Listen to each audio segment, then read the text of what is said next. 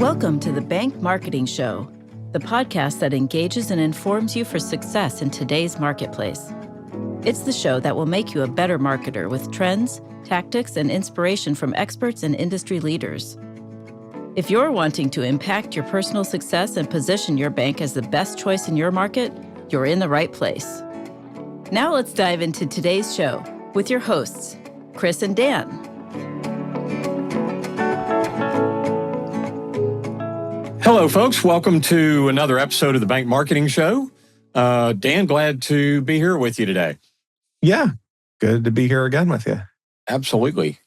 Yeah, you know, as you and I prep for episodes with these, whether we have one of our guests or it being one of these where you and I banter a bit, it kind of falls into my category of ones that we were talking about today's topic about humanizing your brand generally, and some really cool ways to turn stories into strategy. It is a great way to do this. But as you and I were discussing this and prepping for it, we both kind of kept going, oh yeah, this is great. This is very real stuff. And I think it's a theme we've touched on a lot here and there on the show. So it's exciting to do a full episode on it, because I really think we're calling this turning stories into strategy, but really, like, your strategy can also be stories. And it's really the way, like the title says, you humanize. It's the way you're going to differentiate. It's if you're a community bank, it's the heart of community. It's the stories and the stuff that you do in the community that matters. And that's your bank's differentiator. So what this really is like, tell those stories, and that becomes your marketing strategy. It becomes the things that people remember. There you go.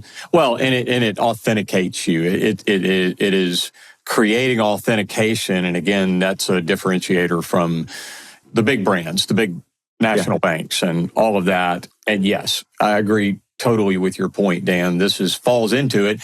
And to bring up a pain point and a key pain point that what we're going to talk about today addresses is content. And marketers struggle regularly with content. And they also often shoulder the entire responsibility marketing or marketing departments do of creating content. Mm-hmm. And it just doesn't have to be that way, because your bank is filled with the most important asset that you have, which is humans, right? So that's a lot of what we're going to talk about today is how do you use your humans, right? To really march your brand out and do it really, really effectively. So yeah, good stuff we're going to dive into today, Dan.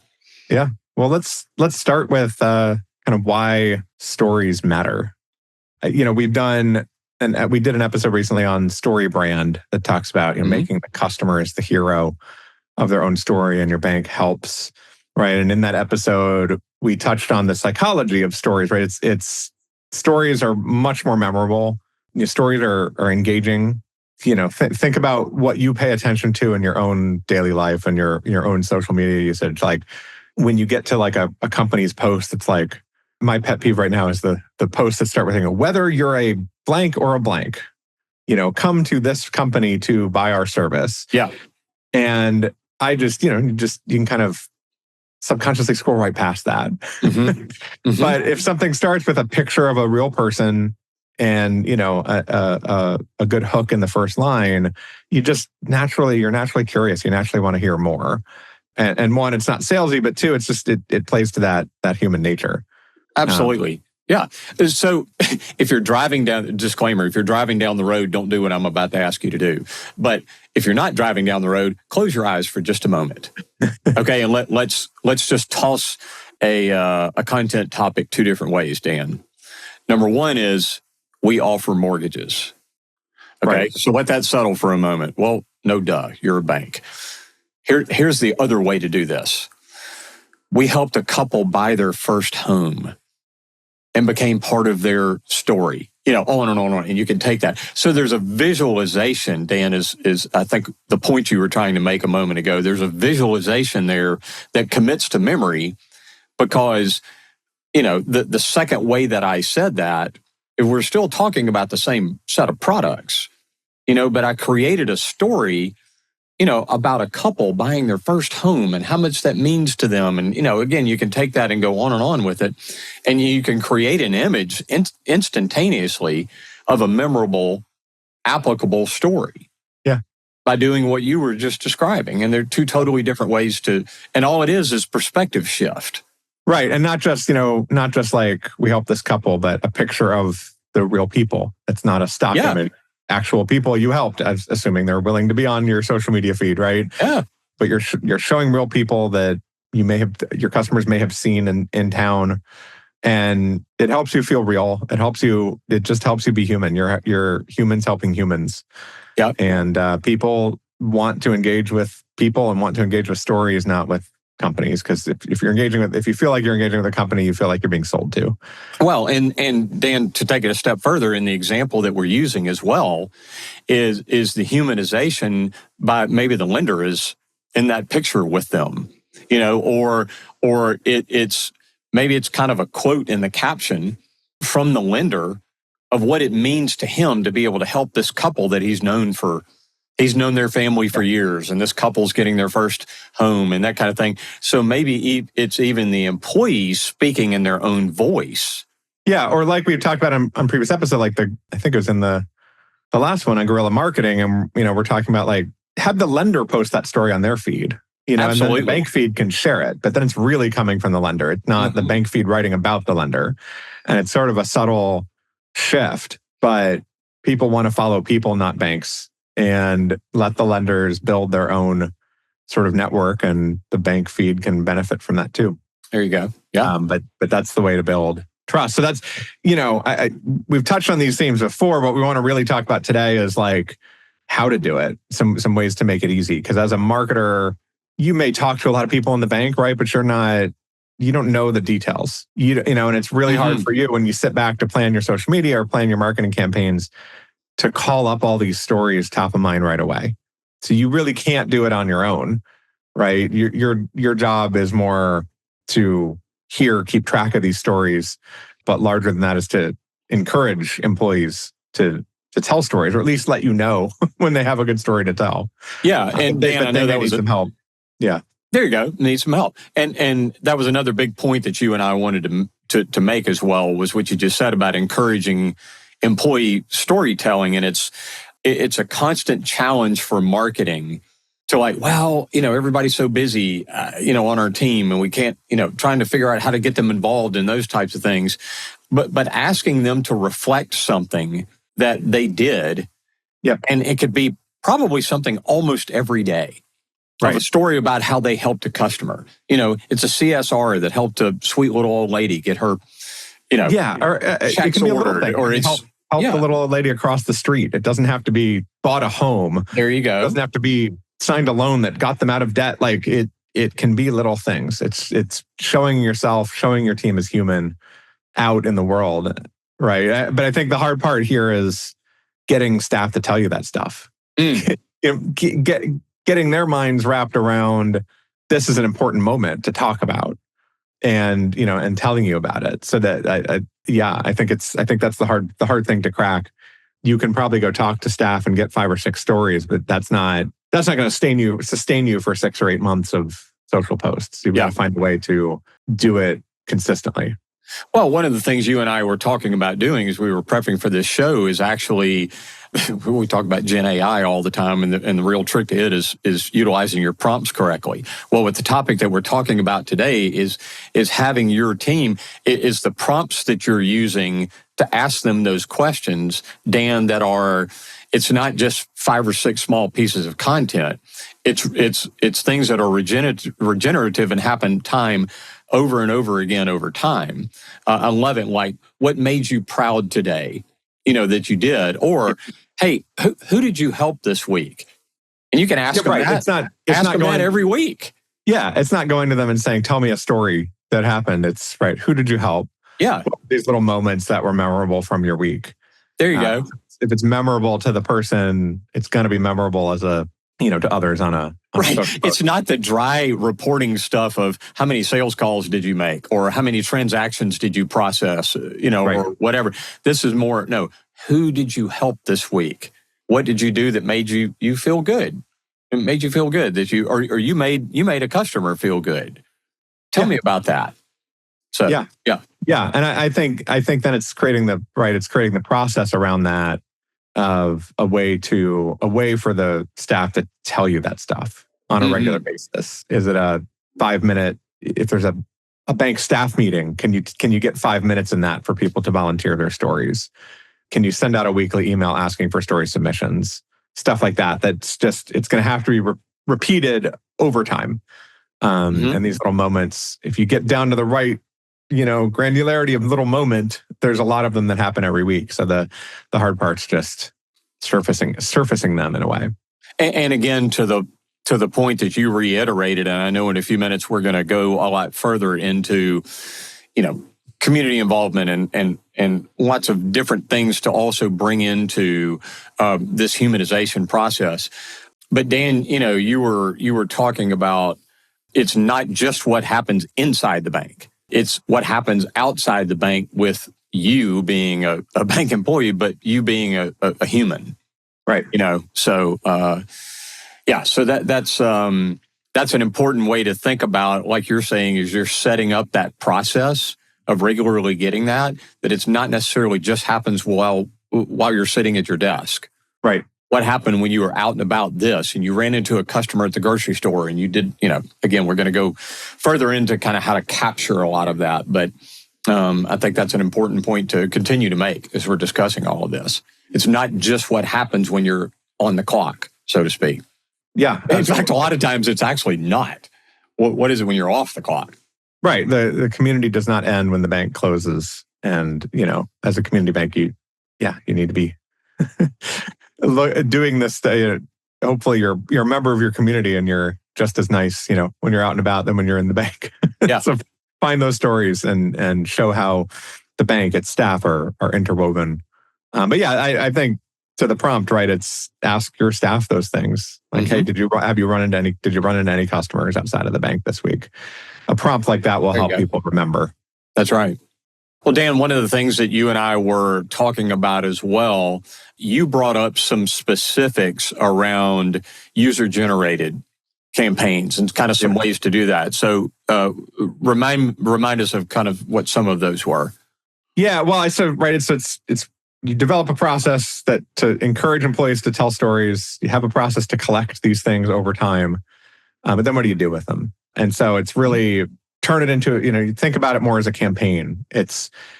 You're going to get a story, you're going to post about a story, but what you're doing over time is creating a campaign. So some ideas that other banks have done, right?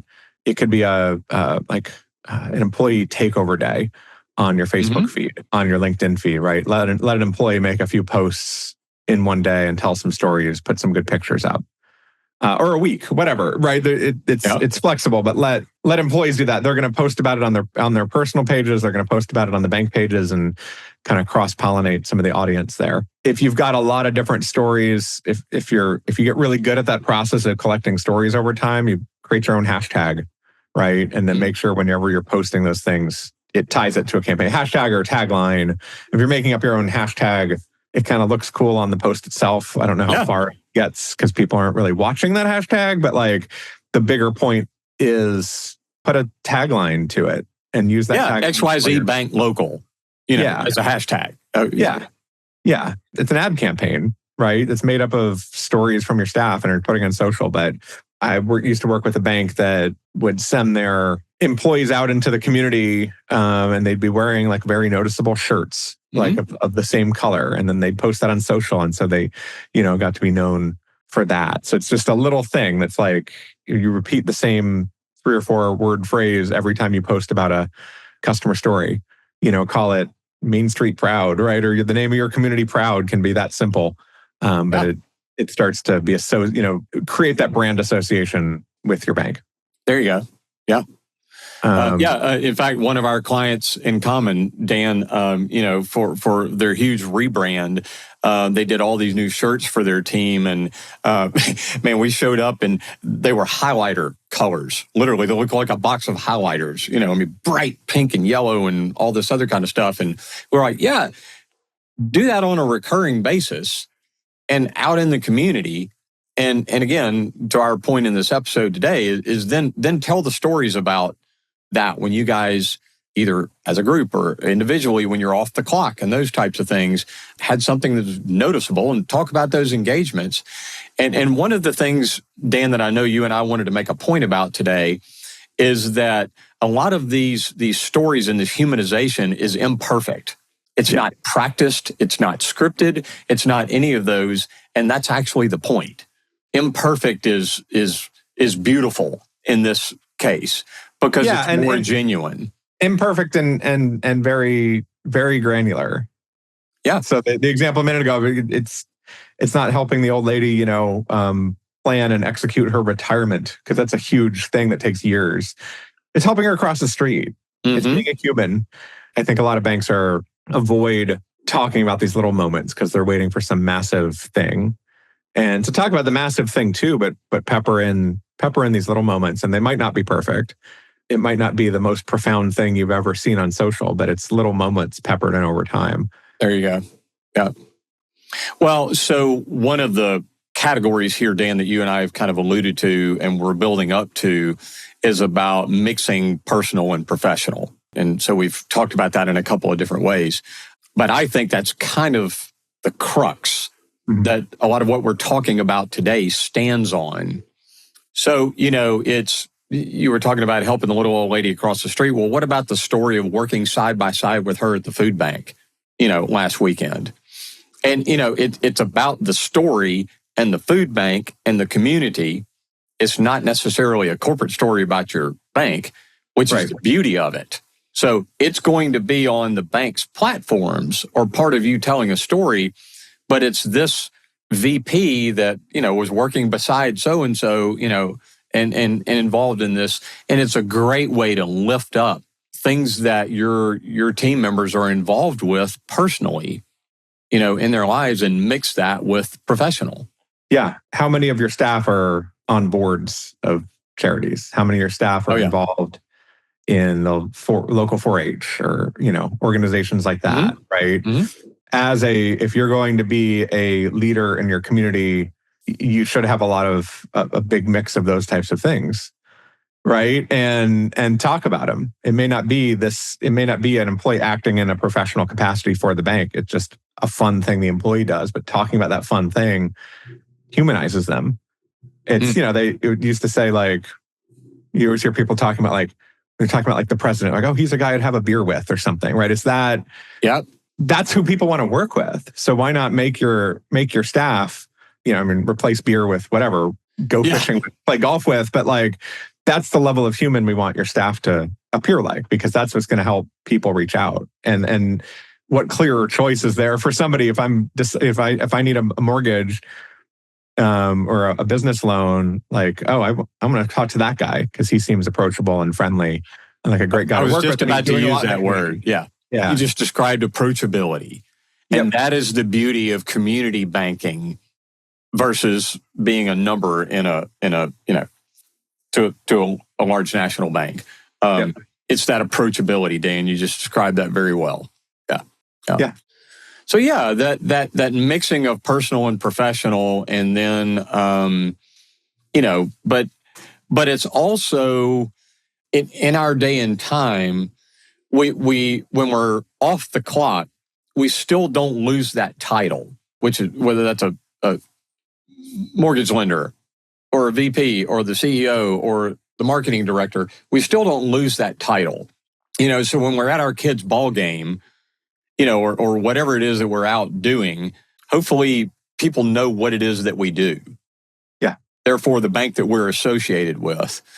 And, so to highlight that and even intertwine that with the fact that you're an expert in what that is that you do, it is, and the way to interweave that and to share that as part of your posts and your stories is really cool.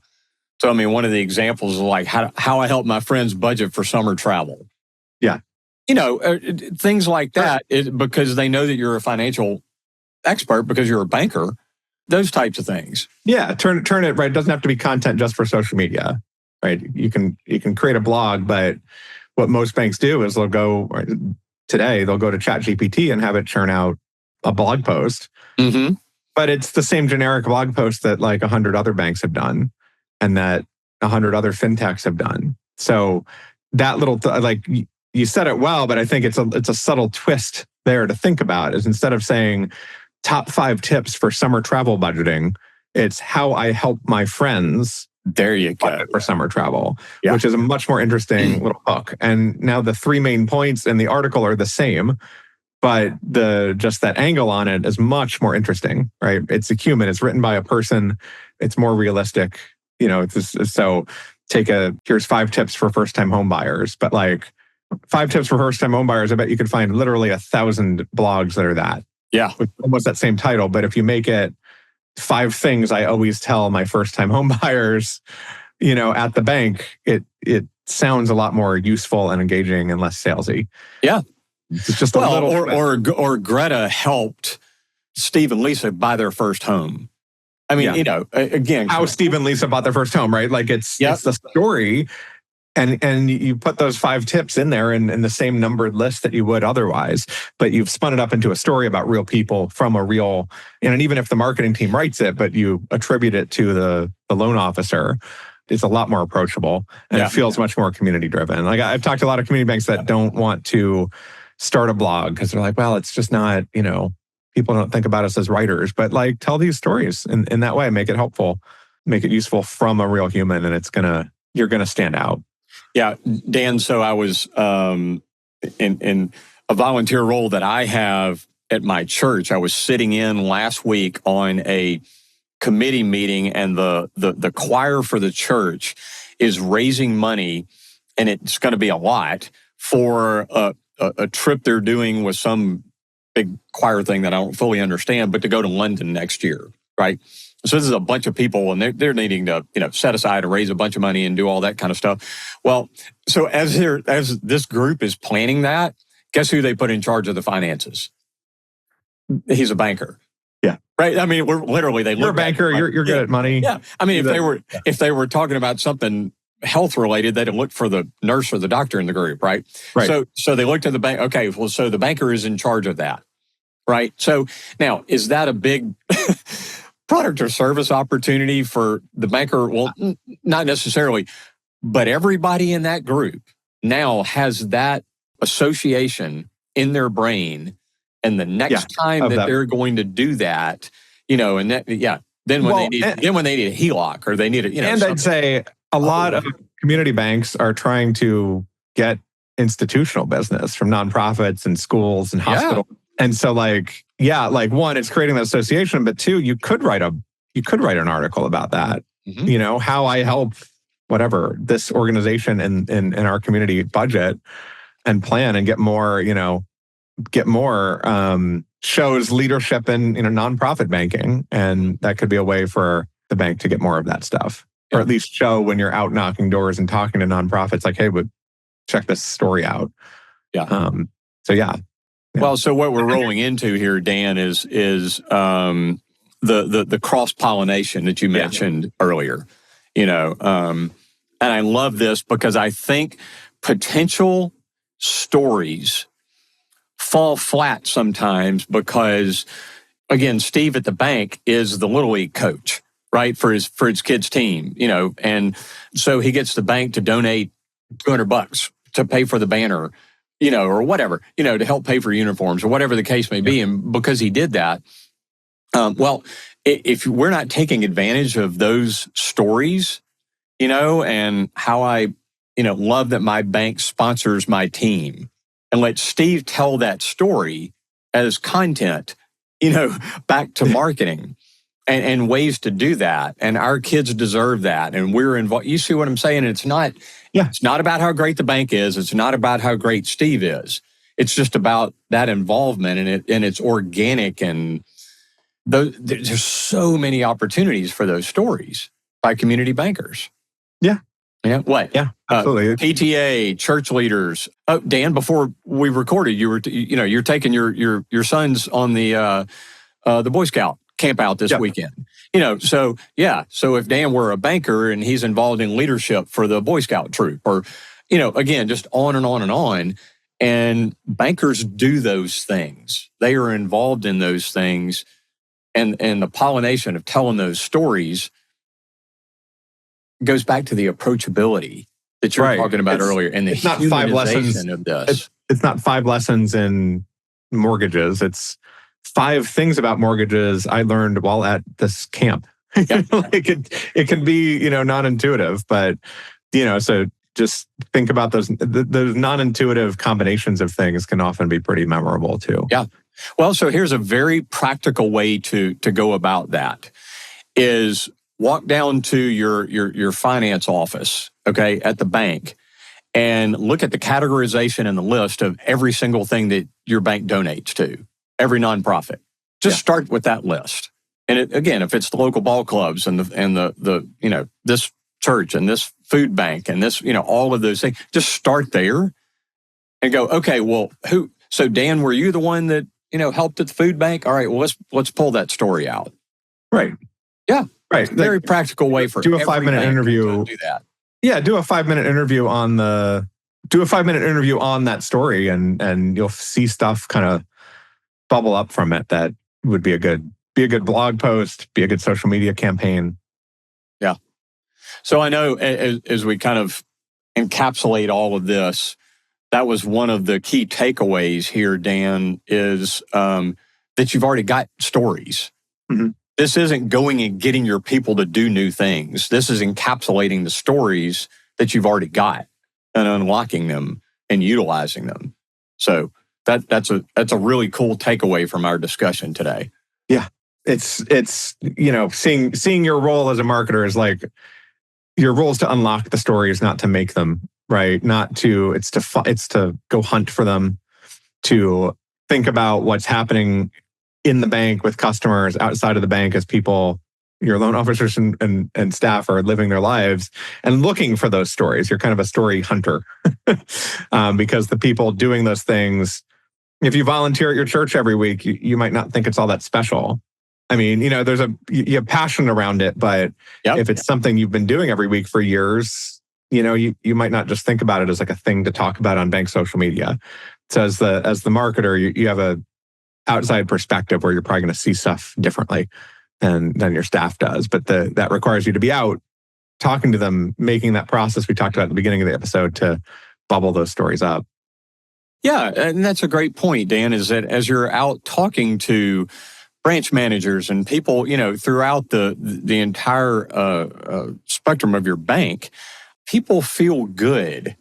So it's an internal culture thing. People feel good about sharing those stories of their involvements and coaching the ball team and all those kind of things, rather than quota numbers, those types of things.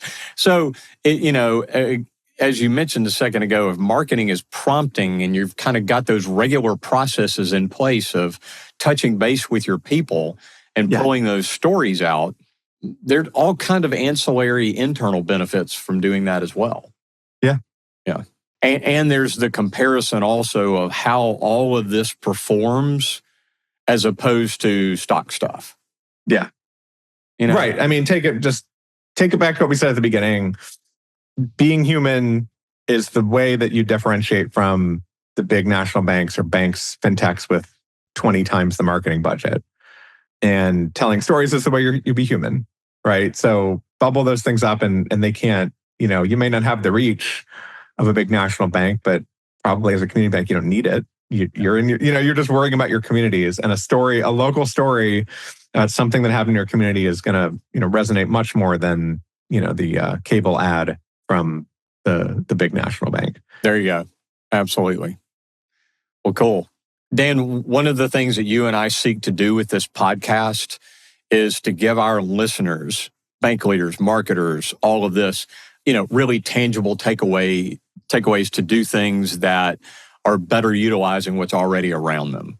And this discussion today is exactly that. So, So loved touching base about all of this today. Yeah, I would say if you want to dish on any ideas, if you want us to share some more ideas with you, drop us a note at contact@bankmarketingshow.com. Happy to have a little email conversation and give you some more specifics. There you go. And love to, and vice versa, love to hear any other ideas you've done that have worked well at your bank. Yeah, that we can share with other folks too. Yeah, great thought. All right.